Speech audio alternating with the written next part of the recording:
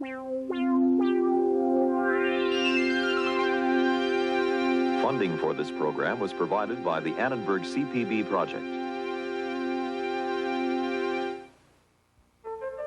It was an oasis, a garden between two of God's rivers, a place of fantastic gods, sacred surrealism, and ruthless pragmatism. A place where we can find our origins, laws, trade, money, and bloodshed on a lavish scale. Mesopotamia, this time on the Western tradition.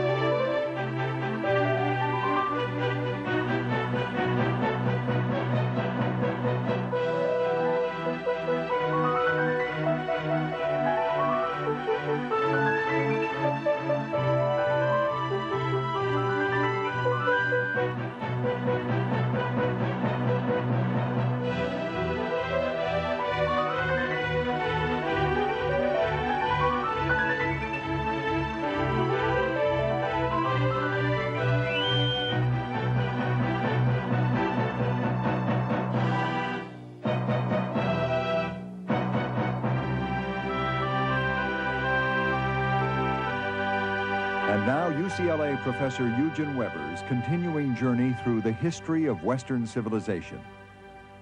Now see if you can recognize this passage.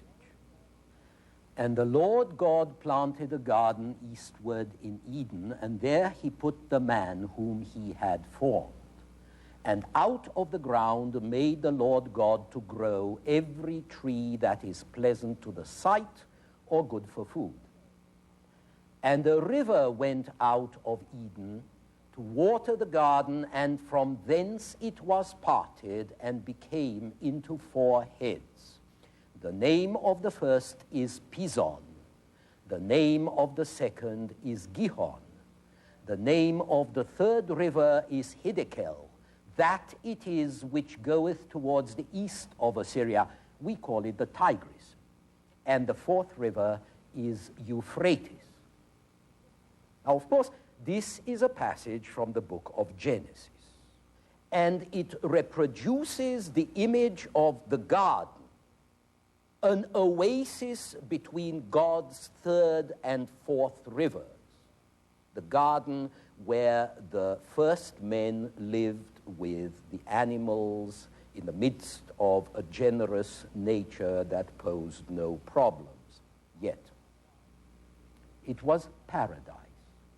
And paradise is another name for a garden. And this paradise was ancient Mesopotamia, the land between the rivers. But Mesopotamia and the lands around it, from the Black Sea to the Persian Gulf, from the Iranian plateau to the Mediterranean, were a paradise in the shadow of natural disasters, just as the Garden of Eden was paradise in the shadow of the fall. The region had torrential rains like these. The Egyptians talked about a Nile in the sky. It had hurricanes, terrible sandstorms, uncontrollable floods, as we know from the story of the Great Flood, which the Israelites got from a Babylonian epic. And when nature wasn't making life hard and unpredictable, people were with fire and sword. The Nile Valley in Egypt was never a highway for invaders.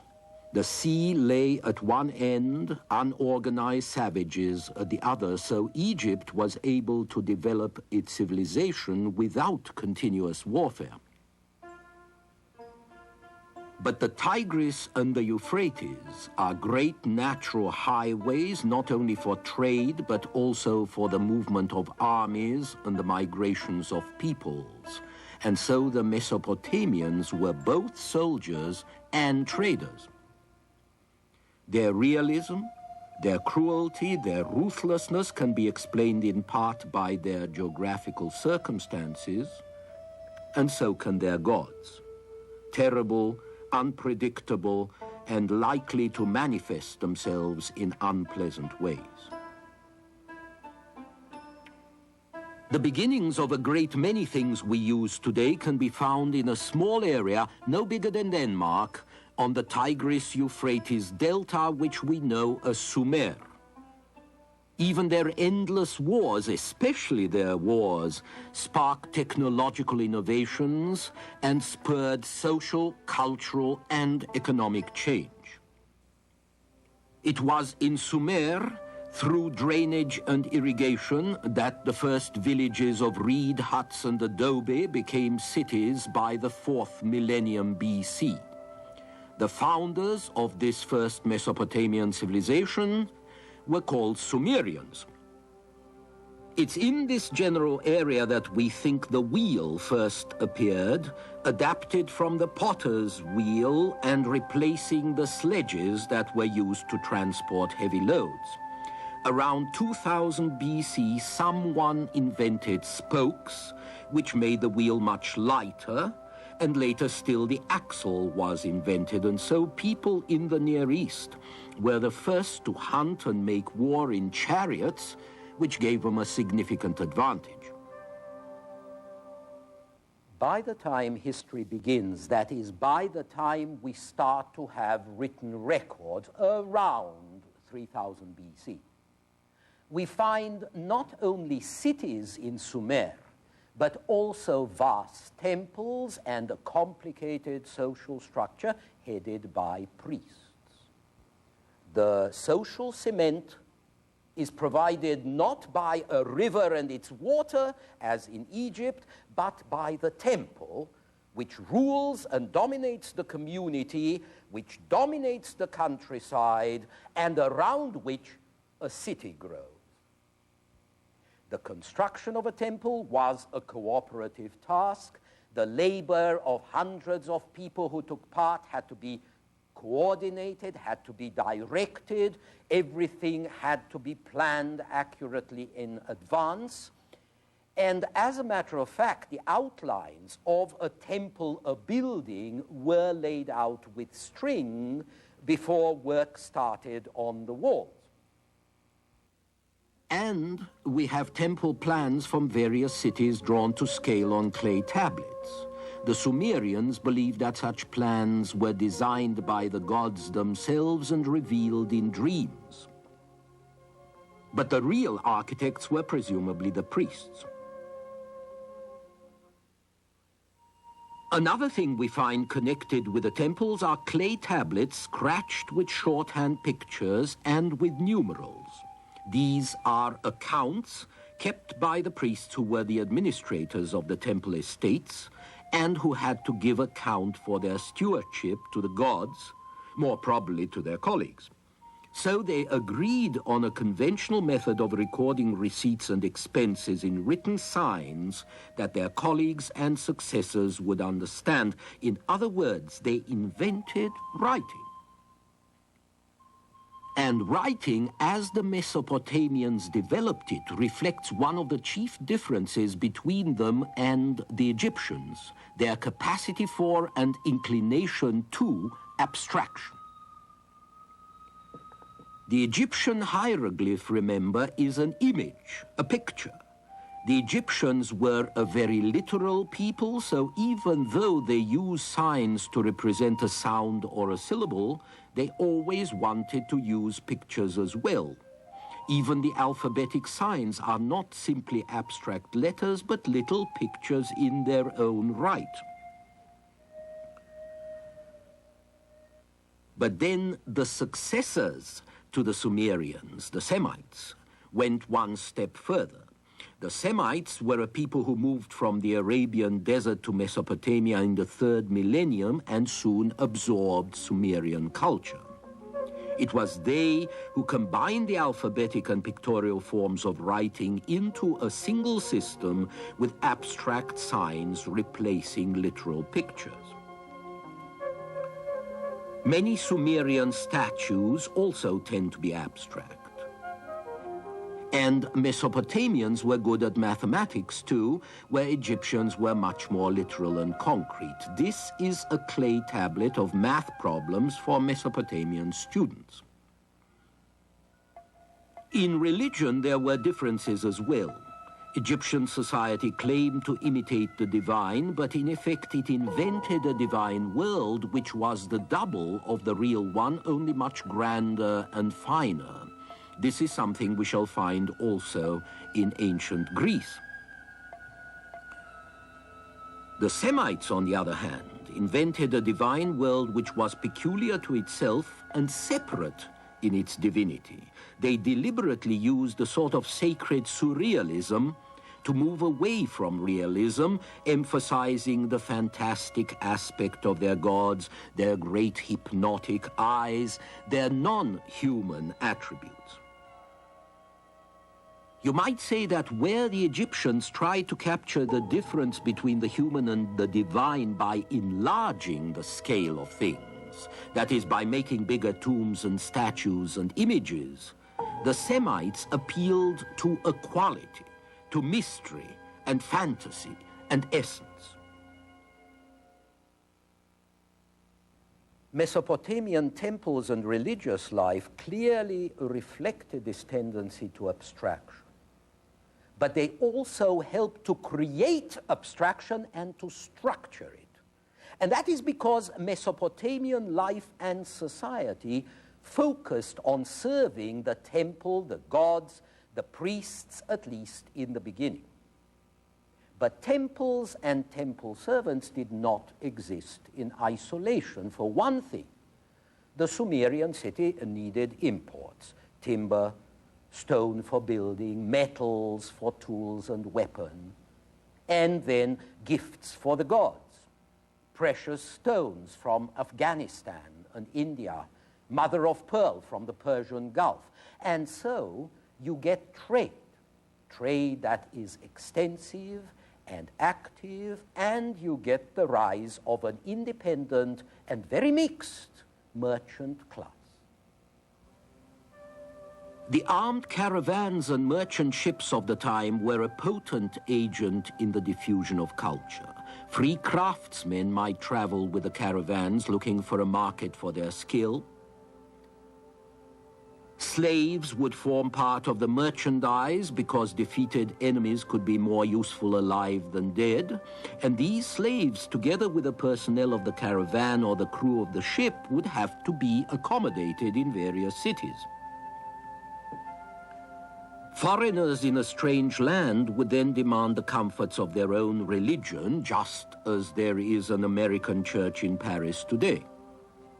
And useful arts and crafts could be diffused just as easily. The socketed axe of Mesopotamian craftsmen, for example, was a great improvement on the old model, which was bound with cords. Their axes traveled to the Black Sea and to Troy. Their fast-spinning potter's wheels, which turned out jars like this one, went east to India and west to Greece and Egypt. And Egypt also adopted Mesopotamian glass-making techniques 1,000 years after they were first developed, around 2500 BC. Most important, perhaps, metal workers from Mesopotamia and from Anatolia to the north found out how to use furnaces to smelt metal ores. Copper in the 4th millennium, bronze in the 3rd, and iron in the 2nd. This gave the region beautiful new objects, but also tools of war like this helmet. Stronger metals make for better arms, and a lead over your neighbors in war, and a lead in trade as well, because anything you make better than your neighbors, you can sell. Trade also made the population of the Sumerian cities more mixed, because merchants moved, craftsmen moved, and slaves moved from place to place, so the blood principle of the earlier societies, that all its members were descended from a common ancestor, this became more and more of a fiction. As a result, The hold of the temple on the city was loosened, and the god or goddess ruling through the high priest was replaced by a secular governor or king like this one who ruled in the name of the god. You may think that this is a subtle distinction, but it's the first step toward secular power, not sacred, not priestly, but power wielded by laymen. Although these secular rulers ended by claiming they were almost gods themselves, they were primarily regarded as representatives of the god, delegated to carry out his or her will. When they fought, it was the god who directed their arms and really fought the battle, which meant that victory in battle confirmed the king's divine commission. And when they legislated, they simply interpreted and applied the rules that the god had told them he wanted men to follow. Whereas in Egypt, justice was an aspect of the divine order of which Pharaoh was an inseparable part, in Mesopotamia, as in Israel, justice was an expression of God's commands, of God's will, written down by a man whom God had trusted, the way he trusted Moses, for example. And so the divine creator of the law and the communicator of the law were no longer one and the same. And with this separation, the law took on a life of its own. A written law, for instance, was a two-sided contract. The subject had to obey the king, had to obey the king's law, but the king was supposed to abide by his own law, by the same law. And so no one was above the law, at least in theory. And while the theory was often ignored, and still is today, it was a basic principle with great power in the long run because it was respected even in the breach. And so this writing down and codification of the law was going to affect political life and political ideas down through the ages. For the moment, however, Mesopotamian kings were mostly warlords, and that was a task that must have kept them fairly busy because war played a major part in the life of these ancient societies. Although these peasants produced a surplus, it was concentrated in the hands of a relatively small number of people. This limited the opportunities of an expanding rural population, so the poor peasants had to find new lands to till. The Sumerian cities sponsored reclamation works, both against the desert and the swamp, but then as now, the most effective labor-saving device was stealing. So there were endless wars between cities, one trying to seize or recapture another's land. Eventually, a straightforward imperialism would develop from this warfare. Some city or region would extend its power even further, eliminating all the competition around it and establishing its rule and that of its god over all the others. So, over the centuries, beginning about 2400 BC, you have a series of empires first dominated by Sumerian cities like Ur or Lagash, then by cities further north, like Akkad of the Semites, the exact location of which is still unknown. Eventually by Babylon, the capital of a Semitic people, the Amorites. Babylon was the greatest commercial city in the area. There were an incredible number of languages and dialects babbled in its streets and markets, which inspired the legend of the Tower of Babel or Babel, although the prototypical step temple or ziggurat had been created by the Sumerians. Around 1800 BC, the king of Babylon, Hammurabi, on the right, gave his subjects a written code of law, public and private. Hammurabi's code, carved here on a monument, became the basis of international commercial law, regulating contracts, interests, forms of mortgage, and every kind of commercial transaction. It also covered criminal cases, and rather severely at that. Law number 8. If a man has stolen ox or sheep, or ass or pig or ship, whether from the temple or the palace, he shall pay 30-fold. If he stole from a commoner, he shall render 10-fold. If the thief cannot pay, he shall be put to death. Law number 110. If a nun, a lady of God who is not living in a convent, has opened the door of a wine shop or entered the wine shop for a drink, that woman shall be burnt. Law number 196. If a man has caused the loss of a gentleman's eye, they shall cause him to lose one eye.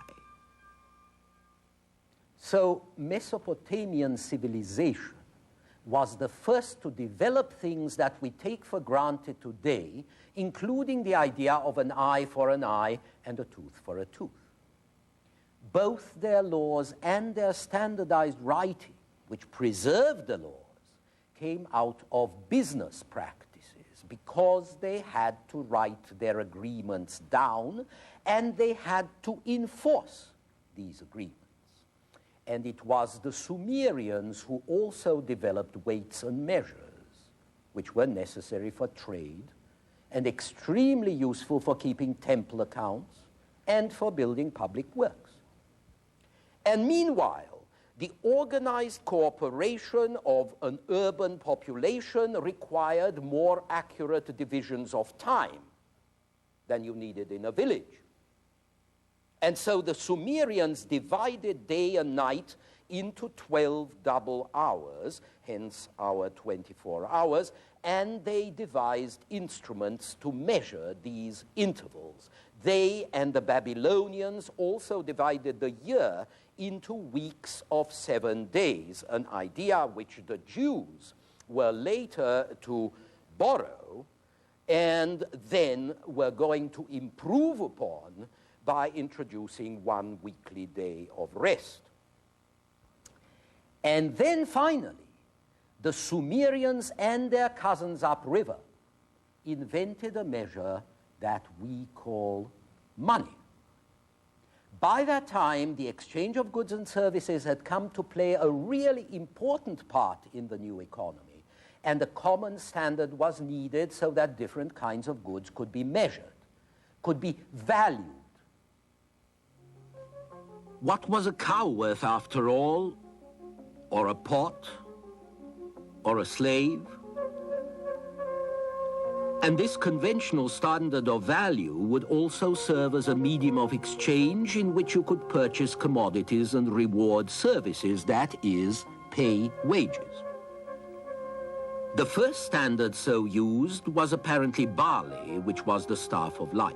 In fact, wages and rents would be paid most frequently in measures of barley for a couple of thousand years, even in Hammurabi's time, about 1800 to 1700 BC.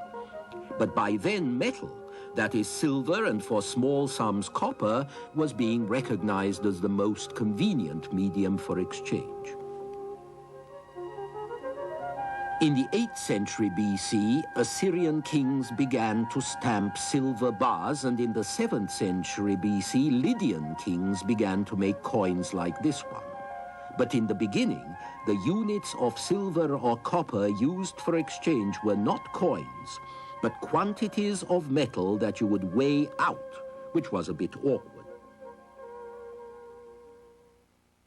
Still, the adoption of a conventional metallic standard marks the transition from a natural economy in which objects were bartered to a money economy in which everything could be priced at so many shekels of silver or so many gers of barley. And one result of this was that you could estimate wealth not in foodstuffs or in slaves or in commodities that can themselves be consumed, used, enjoyed, but in terms of a general abstract medium which cannot itself be consumed, but which can be exchanged for any consumable commodity or any useful service.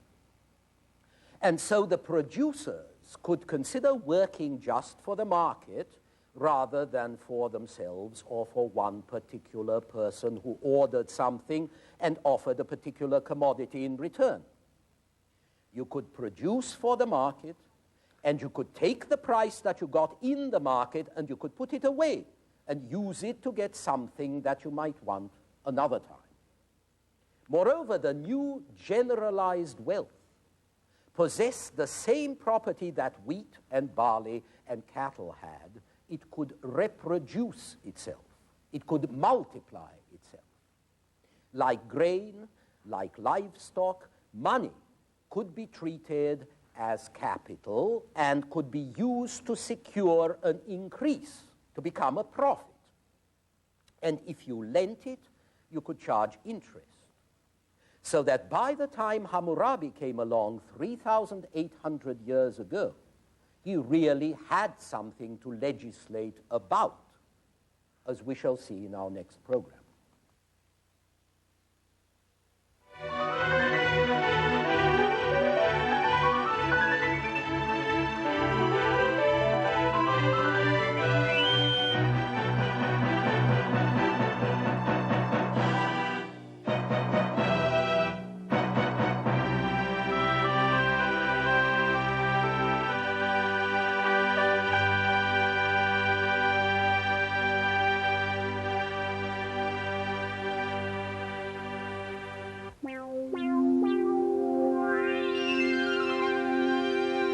Funding for this program was provided by the Annenberg CPB project. For information about the Western Tradition television course, transcripts, pre-recorded video cassettes, off-air taping, or related books based on the television series, viewers should call the Annenberg CPB Project's 1-800-LEARNER telephone number or write to the Annenberg CPB Project, 1111 16th Street Northwest, Washington, D.C. 20036. This is PBS.